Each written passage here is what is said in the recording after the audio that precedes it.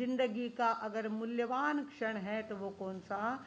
शांति का क्षण। डिक्शनरी में कई शब्द आते हैं, एक एक शब्द के कई कई अर्थ आते हैं और उन अर्थों के बारे में मतभेद भी होते हैं, पर दुनिया का एक शब्द ऐसा है शांति कि जिसके बारे में किसी के दो मत नहीं है।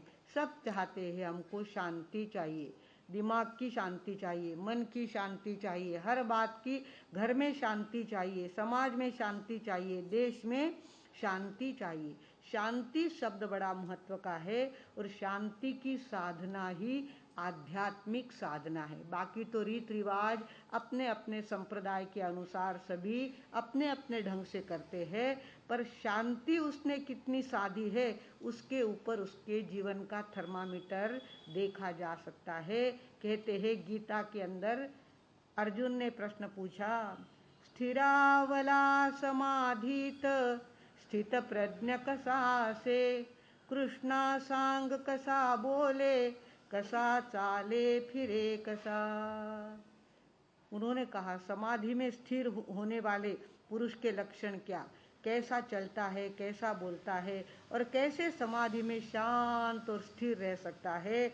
उसके लिए उसका जवाब कृष्ण ने दिया, कामनांतरातील सर्व सोडून जो स्वये, आत्म्यातची असे तुष्ट तो स्थित प्रज्ञ संयमी, तो स्थित प्रज्ञ संयमी। कामना अंतरातील सोडून सर्व जो सोए, जिसके जिंदगी में इच्छाओं का ज्वार भाटा नहीं उठता। एक इच्छा पूरी हुई कि दूसरी जागृत हुई, दूसरी 2 BHK का फ्लैट लिया तो कहते अब 3 BHK का कब लेंगे, 3 BHK का लिया तो बंगला कब होगा। इस तरह से जिनको अपने कामना पर ब्रेक लगाना नहीं आया वो आदमी कभी शांत हो नहीं सकता। शांत होने के लिए भगवान ने कहा है 12 व्रतधारी श्रावक बनो और उसमें परिग्रह की मर्यादा कर दो। दुनिया में कितना भी मिलता होगा, हमें इससे ज़्यादा कुछ नहीं चाहिए, जो है सो बहुत है। इस तरह से जो अपने इच्छाओं पर ब्रेक लगाता है वो धीरे धीरे धीरे शांत होता जाता है और ऐसी शांति उसके जीवन में गहराने लगती है कि चाहे जैसा सामने वाला प्रसंग आए उसका मन उचकता नहीं है, वो भड़कता नहीं है, परेशान होता नहीं है। सामने वाले का खेल देखता हुआ वो ज्ञाता और दृष्टा बनता है कि अज्ञानी जीव है, खेल करता है, उसमें मुझे इतना ज़्यादा गर्म होने की आवश्यकता नहीं। उसकी अपनी मर्जी है, उसकी अपनी खुशी है, उसका अपना मूड है, उसके लिए मुझे उसके साथ मिक्सअप नहीं हो जाना है। मेरी शांति का भंग नहीं होना चाहिए। ये साधना जो करता है वो वास्तविक में धार्मिक कहलाता है। कहते हैं साउथ के अंदर एक तिरुवल्लुवरम नाम के कपड़े के व्यापारी थे। कपड़ा बेचने के लिए बाजार में जाया करते थे और साथ साथ में सतत उनका नाम स्मरण चलता रहता था, अंतर की शांति की गहराई नापते रहते थे। और रोजी रोटी तो चलाना ही था उनको, हर कोई दीक्षा लेकर के पात्रे लेकर के नहीं चला जाता, उनको तो अपनी रोजी रोटी का भी निर्वाह करना पड़ता था। अपने हाथ से 6 दिन तक कपड़े बुनते थे और 7वें दिन बाजार में जा कर के बेचते थे। पर फूल कहीं भी खिले उसकी खुशबू तो आए बिना रहती नहीं। लोगों में चर्चा थी, भैया ये तिरुवल्लुवरम जो बाजार में आता है ये कोई सादा आदमी नहीं है, बहुत ऊंचा आदमी है, बहुत पहुंचा हुआ आदमी है, बहुत ग्रेड का आदमी है। ऐसे लोग उसकी तारीफ करते थे। तो उस गांव के कुछ ऐसे अल्लड़ लड़के थे, वो कहने लगे अरे जब तक गुस्से का प्रसंग नहीं आया तब तक गुस्सा नहीं किया तो कौन सी बड़ी बात करी, गुस्से का प्रसंग आने पर भी गुस्सा नहीं करे तब जाने।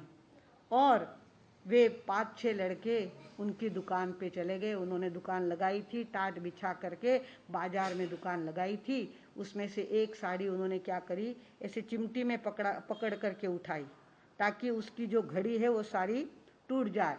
तो इस तरह से साड़ी उठाई और कहा कि बोलो इसकी कीमत क्या है। क्या पूछा, उठाने का ढंग भी तो होना चाहिए, हमारी बनाई हुई साड़ी है, इतनी मेहनत से हम यहाँ लाए हैं, संभाल के वहाँ से यहाँ तक लाए हैं, और कोई इस तरह से उठा करके उसको वैल्यू उसकी कम कर दे तो कैसा लगता है।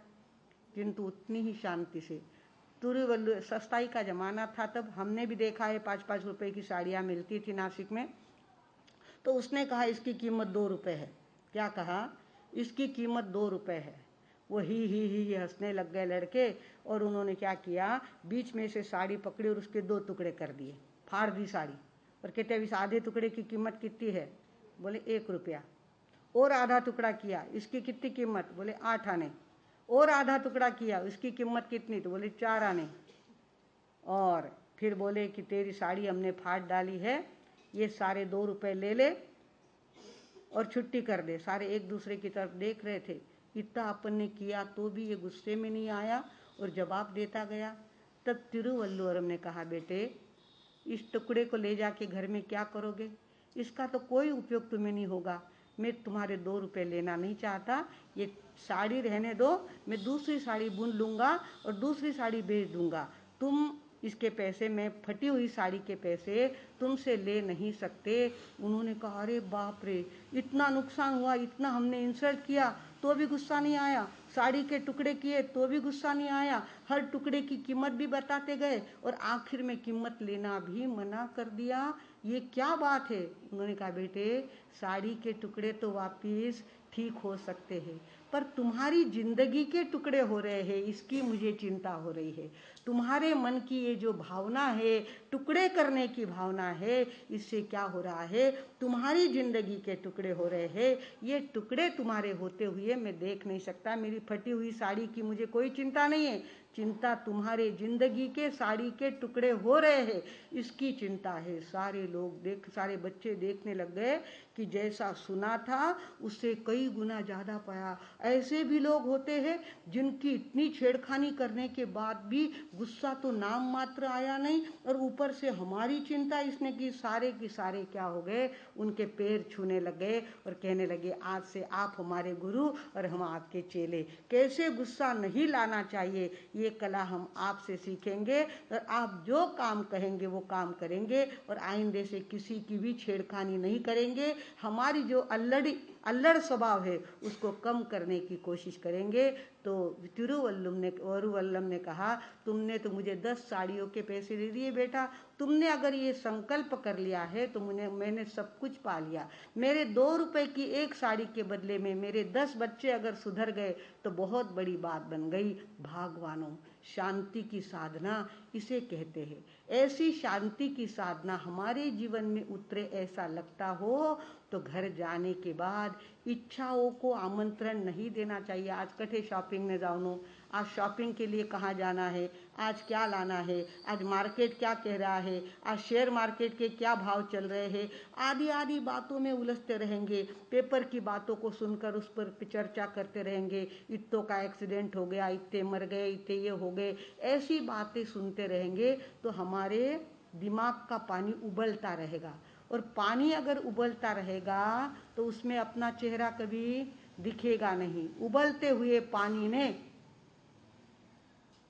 भगोने से कहा, पात्र से कहा, पॉट से कहा कि अरे भाई, मेरी ताकत इतनी है, अगर मैं इस अग्नि पे गिर जाऊं तो अग्नि की क्या मजाल जो मुझे जला दे, अग्नि की क्या मजाल जो मुझे जला दे। तो बर्तन ने कहा, अरे भैया, जब तक तू मेरा मोह नहीं छोड़ता तब तक तो तुझे उबलना ही पड़ेगा। अगर तुझे उबलना बंद होना है तो बर्तन का मुंह छोड़ दे। बर्तन का मुंह अगर छोड़ दिया और पानी अगर अग्नि पे पड़ गया तो पानी का उबलना बंद हो सकता है। हम भी ऐसे मोह के कटघरे में अटके हुए हैं और अंदर ही अंदर उबल रहे हैं। मोह के कटघरे में अटक गए हैं, अंदर ही अंदर उबल रहे हैं। अपना परिवार में दो, हमारा पैसा, हमारी प्रॉपर्टी, हमारो घर, इसमें हम उबल रहे हैं और शांति का अनुभव नहीं लेते। घर का बच्चा बाहर गया कि बेचैनी शुरू हो जाती है, जब तक वापस वो घर में नहीं आता दिल ठिकाने नहीं बैठता, तो शांति कहाँ से आएगी। शांति लाने के लिए कुछ बातें हमें पथ्य के रूप में जीवन में उतारनी पड़ेगी। पहली बात हमें याद रखनी चाहिए कि इस दुनिया का कर्ता मैं नहीं हूँ। सबसे पहली बात, मैं करता। कुछ बातें तत्व की होती है, वो ध्यान में रखने जैसी होती है कि मैं करता नहीं हूँ। मैंने क्या किया, मुझे जो शरीर मिला है, इस शरीर को मिलने से पहले मैंने ऑर्डर बुक किया था क्या, ऐसी नाक मुझे मिले, ऐसी आँखें मुझे मिले, इतनी हाइट मिले,